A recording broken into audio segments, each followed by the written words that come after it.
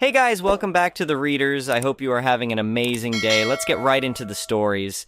The first one is an entitled people story. I've lived in my neighborhood for 6 years now. It's a quiet suburban community where most people mind their own business while still being friendly enough to wave hello.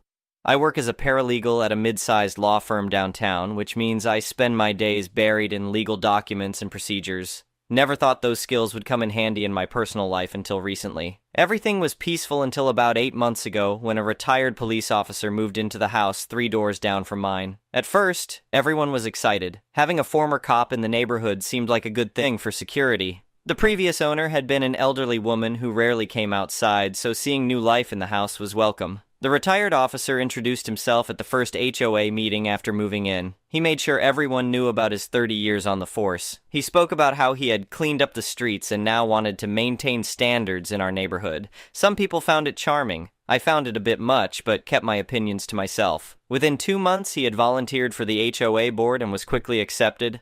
There were always empty spots nobody wanted to fill, and most people were happy to have someone willing to take on the responsibility. The board consists of 5 members, and meetings were typically boring affairs about landscaping contracts and community pool maintenance. Things changed gradually at first. The retired officer started walking around the neighborhood with a little notebook, jotting things down. He would take photos of people's yards and properties. When questioned, he'd say he was documenting violations for the HOA records. It seemed excessive, but technically within the rules. I have a modest home with a front yard I'm particularly proud of. I've created a small garden with native plants that attract butterflies and hummingbirds. It's not elaborate, but it's well maintained and brings me joy after long days at the office. About 4 months ago, I was reading on my porch when I heard raised voices from my neighbor's house. Their teenager was having a birthday party. It was about 9:30 p.m., and our neighborhood quiet hours technically start at 9 p.m., but it was a Saturday and the noise wasn't excessive. I could hear music and teenagers laughing, but nothing outrageous. Then I saw the retired officer marching down the street, phone in hand. I watched as he stood in front of their house, pointing aggressively while talking on his phone. 15 minutes later, a police car arrived with lights flashing. I was surprised enough to walk over and see what was happening. The police officer looked annoyed when I arrived. My neighbor was standing in his driveway looking embarrassed while his son and friends watched from the doorway. "Sir, this really isn't an emergency situation," the police officer was saying. "In the future, please use the non-emergency line for noise complaints." The retired officer puffed up his chest. "I know what constitutes a disturbance of the peace. 30 years on the force taught me that. These people are violating clear HOA rules and disturbing everyone." I glanced around. No other neighbors had come outside. No one seemed bothered except him. The police officer looked uncomfortable. "Well, I've asked them to keep it down, but there's no citation issued. Please don't call 911 for HOA violations in the future." After the police left, I approached my neighbor to express support. He told me the retired officer had called 911 claiming there was a riot at his address. His son's party consisted of 8 teenagers playing music and eating pizza. At the next HOA meeting, I raised concerns about this incident. I think we need to clarify the procedure for handling noise complaints. Calling emergency services for minor HOA violations seems excessive. The retired officer glared at me. I was simply ensuring community standards were enforced. As someone with extensive law enforcement experience, I recognize when intervention is necessary. The other board members shifted uncomfortably but said nothing. The meeting moved on to other topics. The following week, I received a violation notice in my mailbox. According to the notice, my garden plants exceeded the height restriction by 3 inches, and my decorative stone border extended 2 inches past my property line. The fine was $75, and I had 7 days to rectify the situation. I measured my plants and borders. Some plants were indeed a few inches over the limit, but they were flowering perennials that would naturally reduce in height after blooming. The stone border was exactly where it had been for years, and previous HOA inspections had never found issue with it. I decided to trim the plants but leave the stone border as it was, since I was confident it was within my property boundary. 3 days later, while I was watering my newly trimmed garden, a police car pulled up in front of my house. The officer approached looking confused.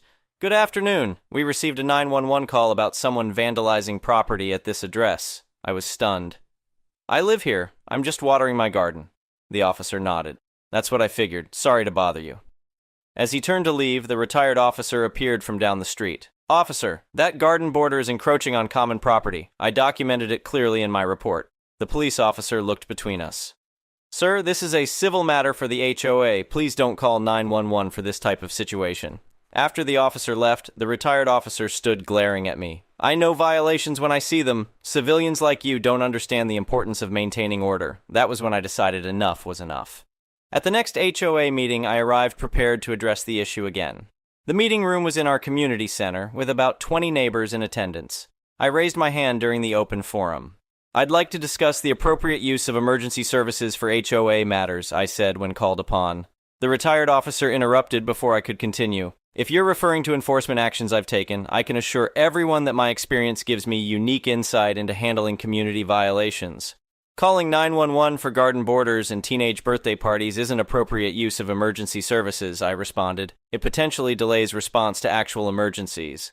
I determine what constitutes an emergency based on my 30 years patrolling the streets, he said dismissively. This neighborhood is my beat now, and I won't have perps like you undermining community standards. Did he just call me a perp? Several neighbors looked uncomfortable, but no one spoke up. The HOA president, a timid man who worked in accounting, quickly moved to the next agenda item. After the meeting, a few neighbors approached me privately to say they agreed with me, but were hesitant to challenge an ex-police officer. Over the next few weeks, things escalated.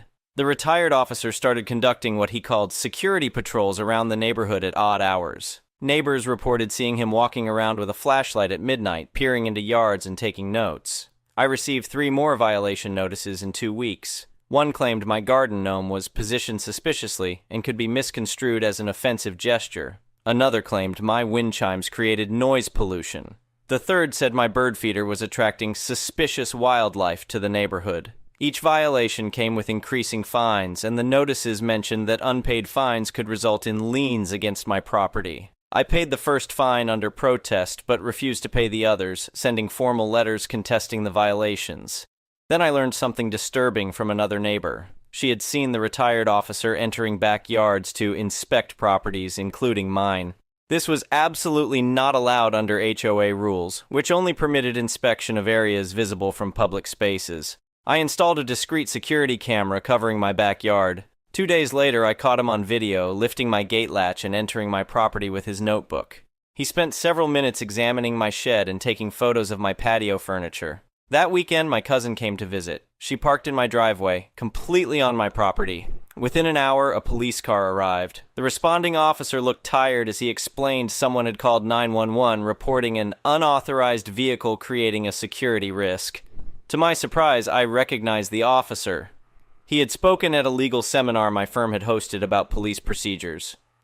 "Officer, may I ask who reported this?" I asked. He glanced toward the retired officer's house. "I'm not supposed to say, but between us, it's the same person who's made about 25 911 calls from this neighborhood in the past couple months. The department is getting concerned about resource allocation." 25 calls? I was shocked. At least. Listen, I knew him back when he was on the force. Let's just say there's a reason he was encouraged to take early retirement. It wasn't entirely by choice. That was the information I needed to start building my case. Over the next 2 weeks, I went into full legal research mode. During lunch breaks at work, I requested public records of 911 calls from our neighborhood. I reviewed state laws about misuse of emergency services and trespassing. I thoroughly studied our HOA bylaws and regulations. I discreetly reached out to neighbors who had been targeted, collecting statements about their experiences. Many were initially reluctant, but seeing my organized approach gave them confidence to share their stories. I learned the retired officer had called 911 on an elderly couple for having their trash can out 12 hours early, on a family with young children for chalk drawings on their own driveway, and on a woman for having a political bumper sticker he disagreed with on her car parked in her garage, which he had entered without permission to inspect. I compiled everything into a comprehensive document with exhibits, timestamps, and references to relevant laws and HOA bylaws. I included statistics on average emergency response times and how frivolous calls impact those times. Through careful research, I discovered the retired officer hadn't served a full 30 years as he claimed. He had been forced into retirement after 22 years following multiple disciplinary actions for overstepping authority and harassment complaints. The final piece came when I spoke with the police department's community liaison about the proper protocols for reporting neighborhood concerns. When I mentioned our situation, she was already aware of it. The department had been tracking the unusually high number of calls from our area and was considering formal action. I asked if she would be willing to attend our next HOA meeting to discuss appropriate use of emergency services. She readily agreed, concerned about the pattern she was seeing.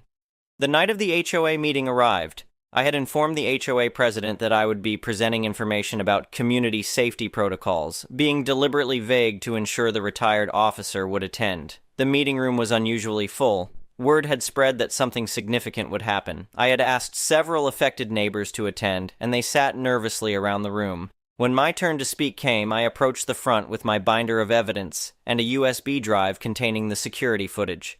"I'd like to address an urgent community safety issue," I began.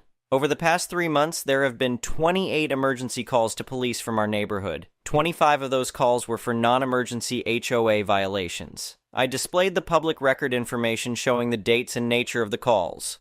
According to state law, misuse of emergency services is a serious offense. Each non-emergency call to 911 can delay response to actual emergencies by an average of 8 minutes. The retired officer stood up. "I'm ensuring this community remains safe and orderly. As someone with decades of law enforcement experience, 22 years, I corrected, not 30 as you've claimed. And according to public records, your retirement followed 3 disciplinary actions for similar behavior in your former precinct." His face reddened. I continued before he could respond. "Our HOA bylaws specifically prohibit entering private property without permission. I have video evidence of unauthorized entry into at least 4 properties, including my own." I played a short clip showing him entering my backyard. Several neighbors gasped. "Furthermore, our bylaws state that board members must act in good faith and in the best interest of the community. Issuing fraudulent violations, harassing residents, and misusing emergency services violate that duty." The retired officer marched toward me. "You have no idea what you're talking about. I've been protecting this neighborhood from declining standards. These civilians—" "We're not civilians in this context," I interrupted calmly. "We're homeowners and your neighbors." The police department liaison stood up from where she had been sitting quietly. "I'm Officer Wilson from the Community Relations Division. Our department has serious concerns about the pattern of 911 calls from this neighborhood." The retired officer seemed genuinely shocked to see her. "Emergency services are strictly for emergencies," she continued. "Garden gnomes, properly parked cars, and children's birthday parties do not qualify. The department is considering charges for misuse of emergency services, which carries significant penalties." The room fell silent. The HOA president cleared his throat nervously. "Given this information, I believe we need to address this situation immediately," he said. "Our bylaws allow for removal of board members who violate their duties through a vote of no confidence."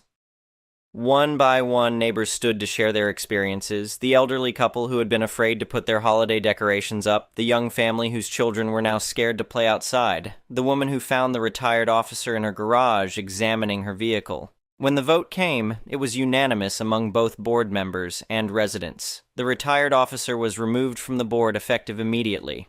The HOA also voted to amend the bylaws to create clearer enforcement procedures and require documentation and second opinions before violation notices could be issued. The retired officer stormed out, shouting about declining standards and how we would regret undermining authority.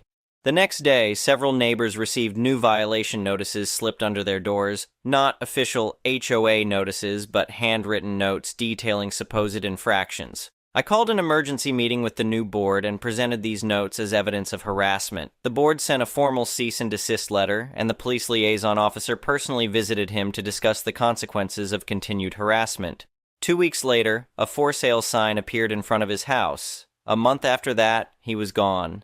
The neighborhood gradually returned to its peaceful state. We established a proper community watch program that works collaboratively with local police through appropriate channels. The HOA implemented transparency measures, including requiring photographic evidence and board review of all violations before notices are sent. My garden is flourishing again. I added new plants that attract even more butterflies and hummingbirds. The bird feeder still attracts suspicious wildlife, mainly cardinals and blue jays. The final irony came 3 months later when the retired officer's house sold. The new owner, a retired judge who asked at her first HOA meeting if she could help review the bylaws to ensure they were fair and legally sound. Sometimes standing up to bullies requires documentation, community support, and working through proper channels. My legal background certainly helped, but what really made the difference was neighbors finally feeling safe enough to speak up together. The long arm of the law works best when it's not overreaching. The next one is a pro-revenge story. UPS smashed a nearly new MacBook that I sent with them. I asked them nicely to pay me back for it, and they arsed about, blaming me, blaming my packaging, saying it was impossible they damaged it, etc. I was able to prove my packaging was flawless and get a statement from the Apple shop that I took it to say it was damage caused by being dropped, thrown.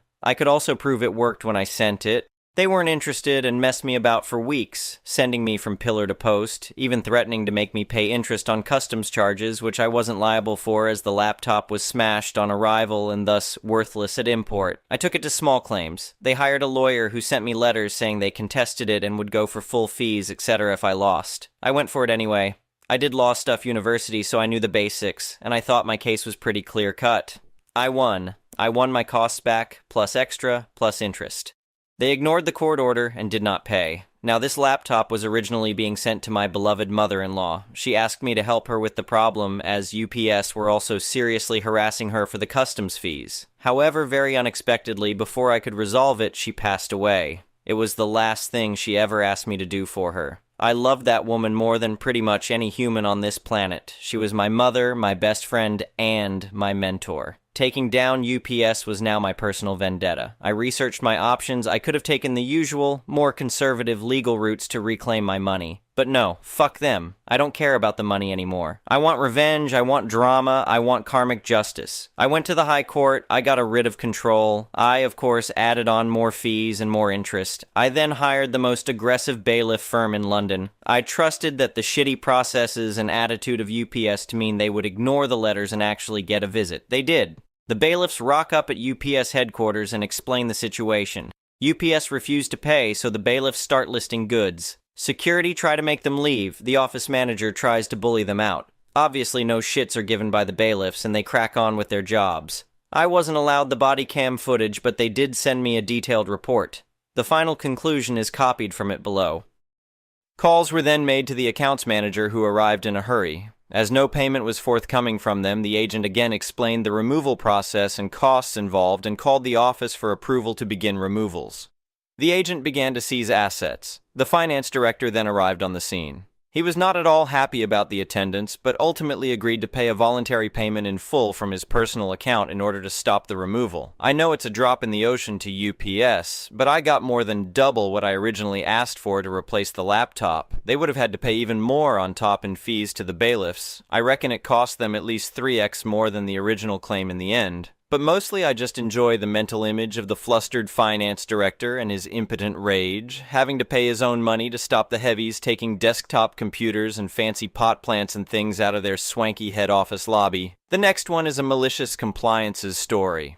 45 years ago, I spent a few months as a software engineer for a Midwest company that built industrial control systems, writing assembler for an embedded micro.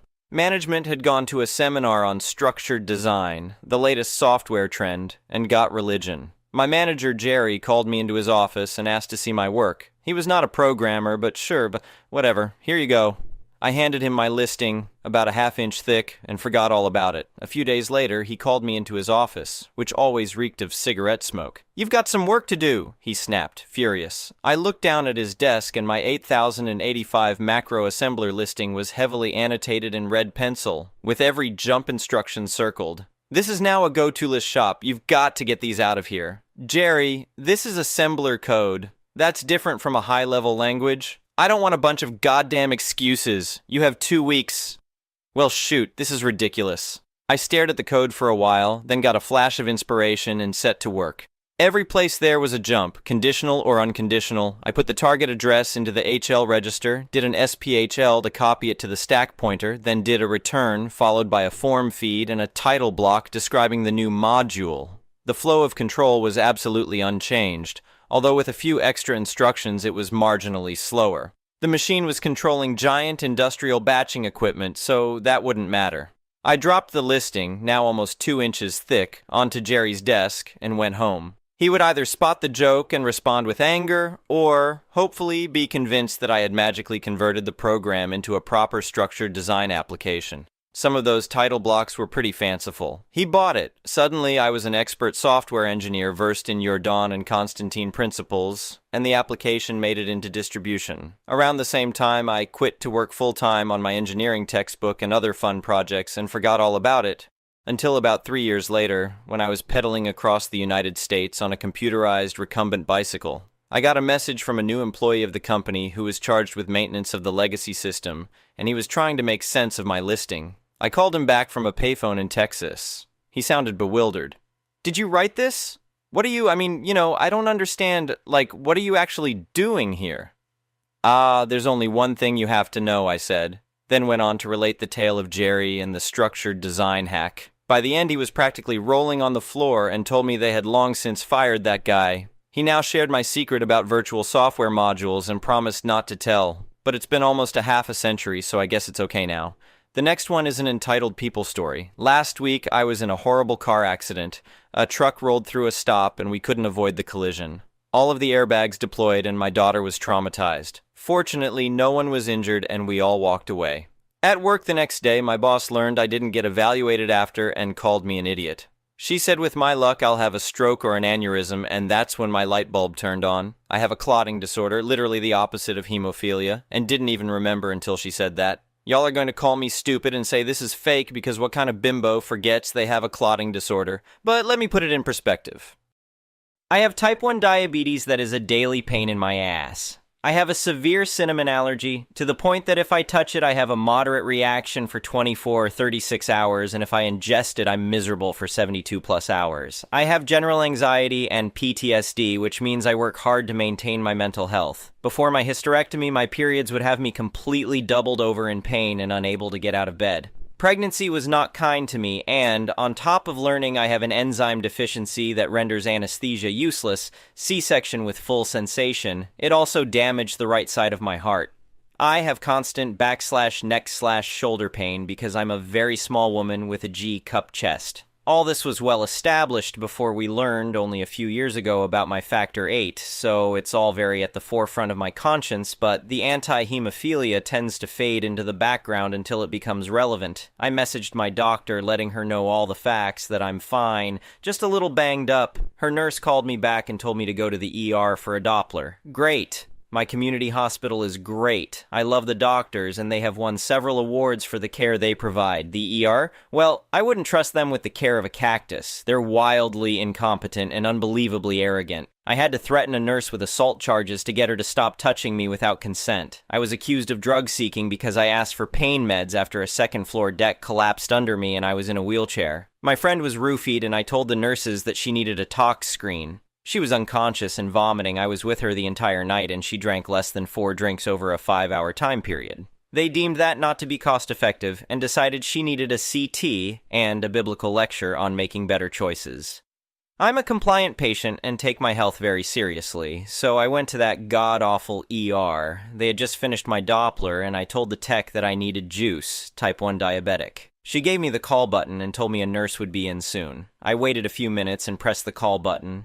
Explain I'm a diabetic with a low sugar and need juice, to which I get the incredibly helpful, okay.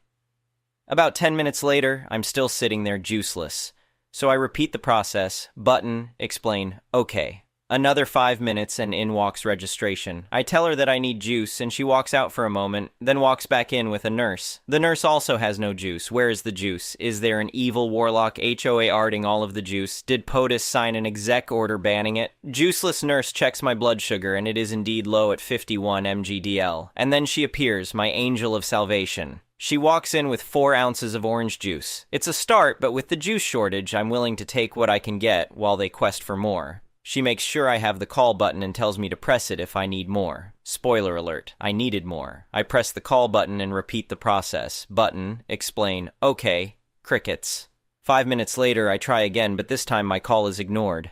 10 minutes later, I've had it. My vision is starting to distort, and I'm experienced enough to know that means the threat of seizure looms on the horizon. I try one last time to get help. It's like they rehearsed it, everything played out exactly the same. So I put my shoes on, grab my purse, and leave. A nurse asks me all cheerful if I'm leaving, and I'm stumbling as I explain that I need juice or glucose or candy or whatever, and they refuse to help me. Her excuse? We're very busy.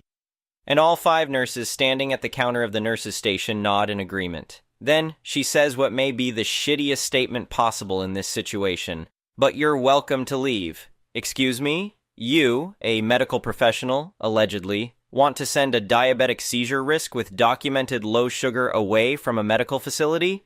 I'm sorry, is there more to the juice shortage and you can't risk a possible leak? So I left. I drove home and chewed about 12 glucose tabs before my sugar normalized again. But now, in the light of frontal lobe health and the certainty of the juice shortage, I need to ask if I was the entitled Karen. Thank you for watching. I would really appreciate it if you could like the video and subscribe to our channel if you haven't already. We'll see you again.